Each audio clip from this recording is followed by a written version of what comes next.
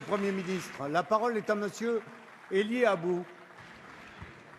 Merci, Monsieur le Président. Ma question s'adresse à Madame la ministre de la Santé. Madame la ministre, vous avez réussi ce qu'aucun ministre de la Santé n'avait réussi avant vous.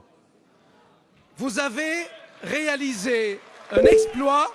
Attendez, vous avez réalisé un exploit digne d'un livre des records.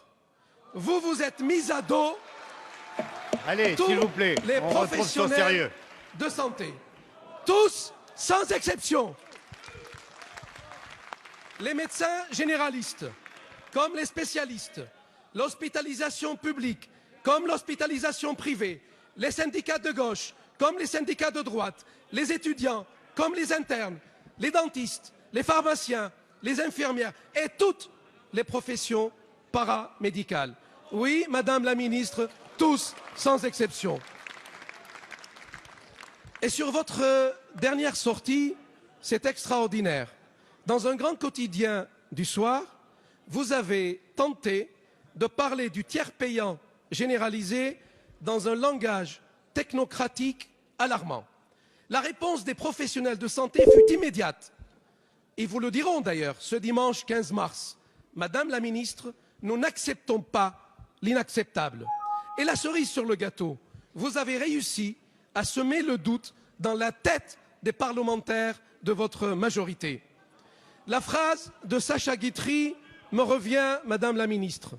La raison et la logique ne peuvent rien contre l'entêtement. Alors ma question est simple. Pourquoi ce passage en force au mépris de tous les acteurs de terrain et pourquoi cet entêtement? Merci. Merci. La parole est à Madame Marisol Touraine, ministre des Affaires sociales et de la Santé. Merci, Monsieur le Président, Mesdames et Messieurs les députés, Monsieur le député Elie Abou.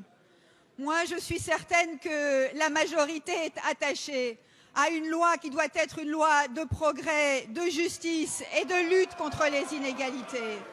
Parce que, voyez-vous, Monsieur le député, si nous avons besoin d'une loi de santé et de modernisation de notre système de santé, c'est parce que nous ne devons pas nous résigner aux inégalités qui font que dans notre pays, il y a des hommes et des femmes qui meurent 10 ans avant d'autres parce que leur appartenance sociale les mène à cela. Nous ne résolvons pas à ce qu'un enfant d'ouvrier ait 10 fois plus de risques d'être obèse qu'un enfant de cadre. Cela, Monsieur le député, appelle des réponses fortes en matière de prévention. Nous n'acceptons pas, Monsieur le député, que l'accès aux soins soit dans certains territoires plus difficile que dans d'autres. Et nous comprenons que l'accès aux soins doit être facilité sur le plan financier, ce qui explique la mise en place du tiers payant.